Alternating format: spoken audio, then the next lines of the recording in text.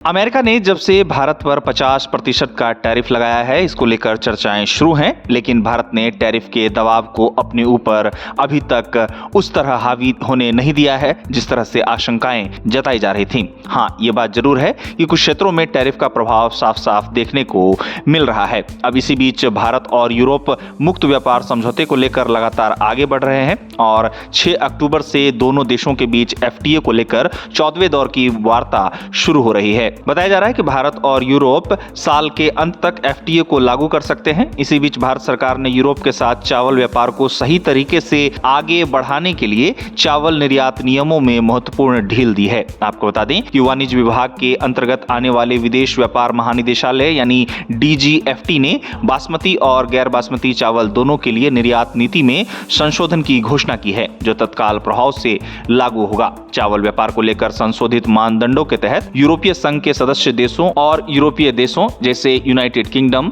Iceland, लिंक्टेनस्टीन, Norway और Switzerland को चावल भेजने वाले निर्यातकों को निर्यात निरीक्षण परिषद या निर्यात निरीक्षण एजेंसी द्वारा निरीक्षण प्रमाण पत्र जारी करने की शर्त पर अनुमति दी गई है। इसके साथ ही अन्य यूरोपीय देशों के लिए अनिवार्य निरीक्षण प्रमाण पत्र की आवश्यकता को 2 अप्रैल 2026 तक 6 महीनों के लिए अस्थायी रूप से माफ कर दिया गया है। बताया गया है कि यह नीतिगत परिवर्तन ITC कोड 1006 के अंतर्गत आने वाले चावल पर लागू होता है। एक रिपोर्ट में बताया गया है कि यह निर्णय निरीक्षण प्रमाण पत्र प्राप्त करने में प्रक्रियात्मक देरी और लॉजिस्टिक्स संबंधी बाधाओं के बारे में निर्यातकों द्वारा उठाई गई चिंताओं का समाधान करता है, जिसने हाल ही के महीनों में यूरोप को चावल के शिपमेंट को प्रभावित किया है। अब यूरोप के साथ मुक्त व्यापार समझौते के बीच चावल व्यापार को सही तरीके से आगे बढ़ाने के लिए चावल निर्यात नियमों में दी गई ढील को लेकर सरकार का कहना है कि इस ढील का उद्देश्य व्यापार प्रक्रियाओं को सरल बनाना है, लेन देन लागत कम करना है और